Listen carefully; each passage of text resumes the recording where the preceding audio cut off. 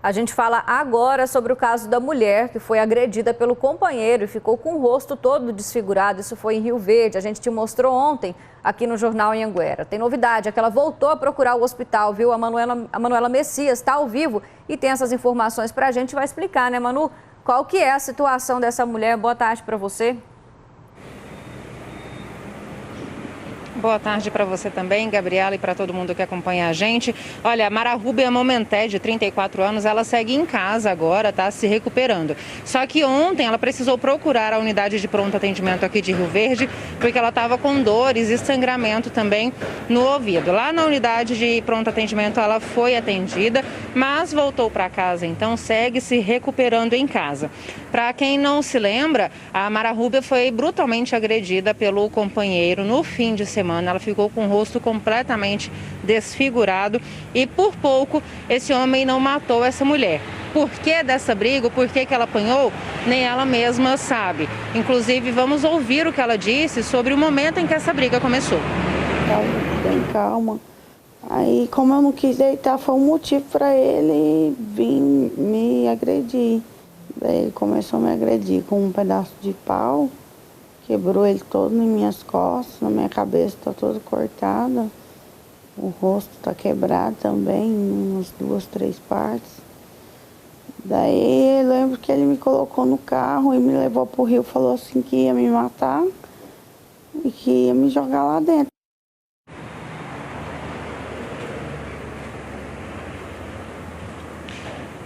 Bom, essa mulher, inclusive, como ela mesma disse, ela está com o rosto aí, com várias partes do rosto quebradas, né?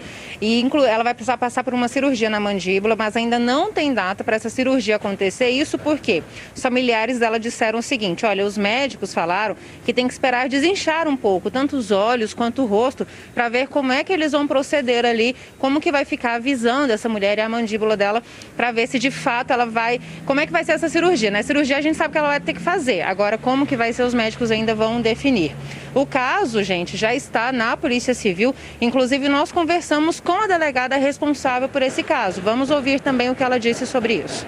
Antes da gente proceder à oitiva do suspeito, a gente precisa reunir mais elementos de provas, né? Então, não tem mandado de prisão contra o suspeito, ele não está foragido. Assim que a gente concluir essa primeira fase, ele será intimado para ser ouvido.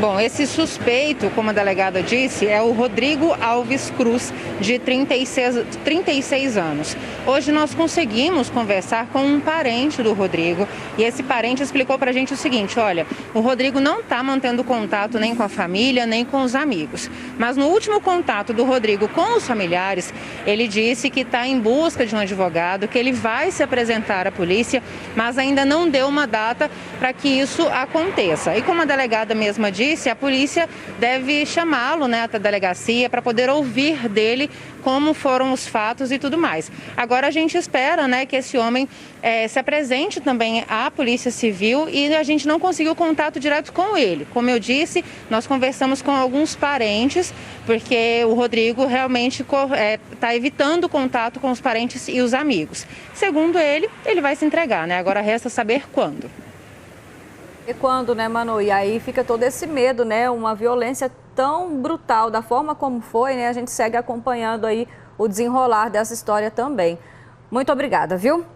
A Polícia Civil de Bom Jesus cumpriu mandado de prisão preventiva contra um homem suspeito de homicídio. Durante as buscas na casa dele, os policiais encontraram uma arma que estava escondida no telhado. Munições, drogas e insumos usados no tráfico também foram apreendidos. O homem de 28 anos é suspeito de ter matado a pauladas uma pessoa e o crime foi no mês de maio. Agora ele está preso, suspeito de homicídio qualificado, também por tentativa de homicídio, tráfico de drogas e posse ilegal de arma de fogo. Uma força-tarefa prendeu 7 pessoas suspeitas de planejar ataques contra policiais civis, militares e penais em Jaraguá. O Eduardo Idaló tem as informações para a gente, conta todos os detalhes então dessa ocorrência. O Bruno, trocamos então. Bruno, você que volta com a gente, então traz as informações sobre esse caso. Boa tarde.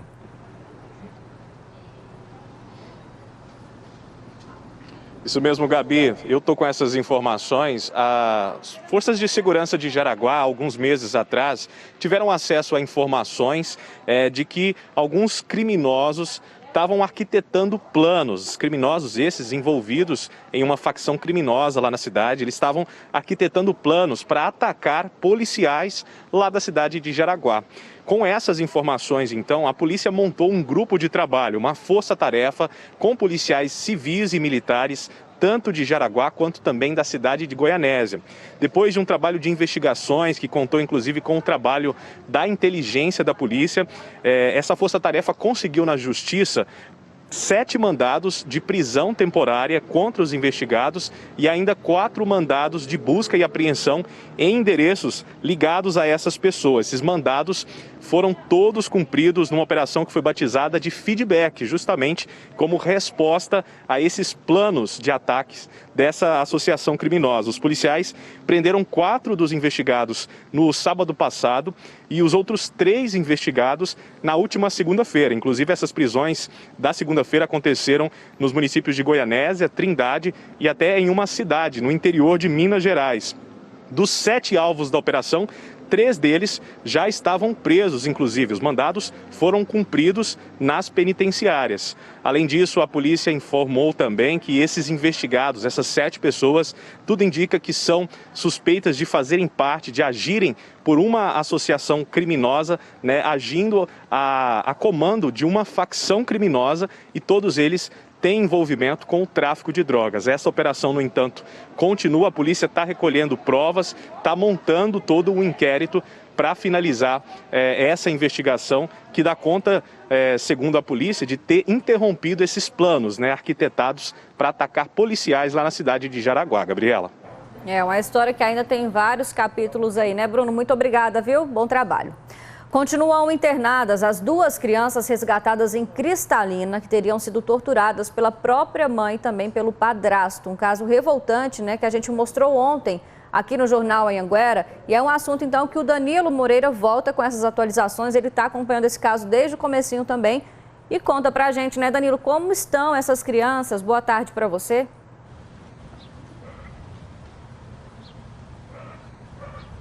Oi, Gabriela, boa tarde para você também, para todo mundo que acompanha a gente aqui no J1. De acordo com o último boletim divulgado pelo Hospital de Base em Brasília, para onde essas 2 crianças foram levadas, o estado de saúde delas é estável. Os 2 meninos estão internados na unidade de terapia intensiva, na UTI pediátrica lá do hospital, e os 2 meninos estão sendo acompanhados por uma equipe médica. Hoje nós conversamos também com o conselheiro tutelar que está acompanhando este caso. Ele disse que a equipe do Conselho está fazendo entrevista com parentes para saber com quem essas crianças podem ficar assim que elas deixarem então o hospital. Se nenhum parente estiver apto para ficar com a guarda dessas crianças, elas podem ser encaminhadas então para um abrigo lá da cidade e depois a justiça define aí como fica então a vida dessas 2 crianças. O delegado responsável por este caso também está ouvindo testemunhas, viu? Hoje ele está ouvindo novas testemunhas. Ele não disse quem são essas pessoas que vão ser ouvidas hoje, mas ele está investigando esse caso, e a possibilidade e a linha de investigação da polícia é de tortura. O delegado acredita que o padrasto das crianças estava usando um chinelo para agredir essas crianças, e essas agressões, eles acreditam que elas não tenham sido de agora, e essas agressões elas podem ter acontecido até mesmo dias antes da polícia descobrir este caso. Vamos ouvir aí então o que o delegado disse a respeito. Nós vamos pedir uma perícia técnica sobre isso, mas pelo menos em sede de flagrante nós podemos afirmar com um certo grau de convicção que sim, que aquelas lesões que constavam no dorso da criança, no abdômen, numa parte das costas dela, elas são sim condizentes com essas marcas que são do chinelo que o padrasto utilizava quando foi preso em flagrante.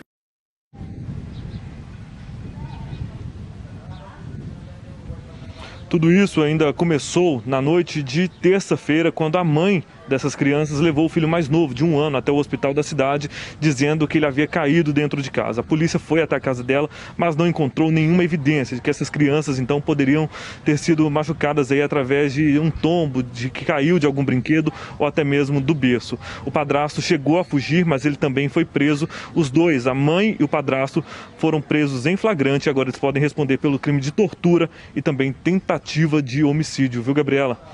Eu volto com você no estúdio. Tá certo, Danilo. Muito obrigada pelas informações. A gente segue também acompanhando esse caso de muita violência, né? Como o Danilo disse, pode desenrolar em relação às crianças, com quem que elas vão ficar, se não tiver algum parente. Então a gente segue de olho. Muito obrigada pelas informações. E olha só, gente, QVT já está por aqui, né? Porque tem bronca, viu, que está vindo de Rio Verde. Os moradores de lá estão reclamando de 2 praças na cidade. Eles contaram aqui para nossa equipe que as pracinhas estão abandonadas. Está com muito mato, lixo e também até brinquedo enferrujado. Um perigo, né? Bora ver. Estamos na praça do bairro Promissão, região sudoeste de Rio Verde. Um espaço usado por muitos moradores, seja para se divertir, caminhar ou até tirar um cochilo após o almoço. Mas por aqui alguns problemas têm deixado a vizinhança incomodada. Basta dar uma volta e a gente já encontra bancos quebrados ou então a falta deles. Em alguns pontos o chão também está assim. E o parquinho das crianças? Conta aí pra gente, Bruna. Os brinquedos estão muito enferrujados, entendeu? Muito estragados, pode até fazer um acidente. A gente, mesmo que a gente deixe, quando o tempo virar as costas, de tanto que está enferrujado, pode até machucar, acidentar eles. Fazer o chão bonitinho e os bancos e tudo. Aqui está precisando, porque é o centro da cidadinha aqui, nossa. É ou não é? Aqui na praça do bairro Serpró nós também encontramos alguns problemas. Além do mato e a sujeira em alguns pontos, as mesas estão assim, olha só, sem estrutura. Um pouco mais para o lado, na quadra, as traves estão enferrujadas. E se o pessoal do bairro resolver bater uma bolinha à noite, boa parte dos postes está assim, não tem lâmpadas. Tem que ter melhoria aqui, que não tem nada. Não tem nada para a gente poder divertir aí, os filhos da gente, os netos, divertir, não tem nada. Os moradores afirmam que já pediram para a prefeitura uma reforma, mas até agora não foram atendidos. A dona Márcia, que mora em frente à praça, não vê a hora de encontrar todo este espaço num cenário bem diferente do que este que a vizinhança tem hoje por aqui, assim como em outras praças que já foram revitalizadas pela cidade. Então aqui não tem nem como você fazer uma caminhada. Se quiser fazer uma caminhada, você tem que sair para os outros lugares, ué. Tá precisando de uma reforma, né? A boa notícia é que a Prefeitura de Rio Verde disse que as 2 praças que a gente mostrou aí na reportagem vão ser revitalizadas. Qualquer coisa, manda aqui pra gente no nosso QVT ou no nosso WhatsApp, que a gente está aqui para ajudar. A terça-feira, gente, nós mostramos aqui no J1 que a Petrobras tinha anunciado mais um aumento, né, no preço da gasolina. Você está lembrado? Pois é, esse reajuste já começou a chegar nas bombas, viu? Chega rápido, né? Quando aumenta, rapidinho já está por lá. E a gente vai ao vivo, então, falar com a Tássia Fernandes. Eu já quero saber logo aí, né, Tássia? Aumentou? Foi para quanto? Como é que está o preço do combustível por aí? Eu quero saber o que você está fazendo para se virar lá nas alturas com esse valor. Está saindo por R$ 6,06 em média. E o litro mais barato, pelo que a gente pesquisou aqui no estado, está sendo encontrado em Tumbiara, que ainda não bateu R$ 6,00, média de R$ 5,95 aí o litro da gasolina.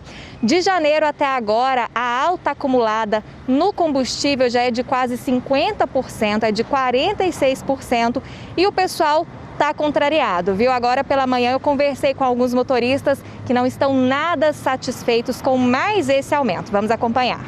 Bem alto, né? Não sei por que os motivos, se os impostos estão subindo demais, mas está muito caro, precisando abaixar aí.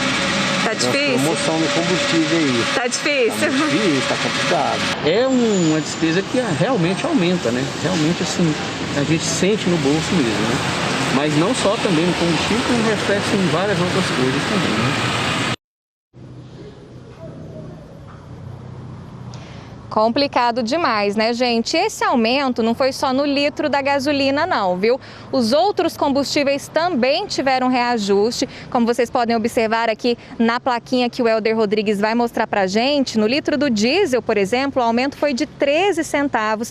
E aqui em Jataí o combustível pode ser encontrado por até R$ 5,18. Aumento também no etanol. No etanol foi um reajuste em torno de 10 centavos. E aqui no município o combustível pode ser encontrado por R$ 4,89, até o etanol já está chegando ali nos R$ 5,00. E aí não tem outra alternativa, né, Gabi? Você me perguntou aí logo no início, né, o que eu estou fazendo para tentar economizar? O jeito é caminhar, viu? Onde dá para ir a pé, tem que ser desse jeito, porque senão no fim do mês a gente não dá conta, né? Não dá conta, Tássia. E aí essas subidinhas boas de Jataí, aí haja perna, né? Muito obrigada, então. Bom trabalho para você.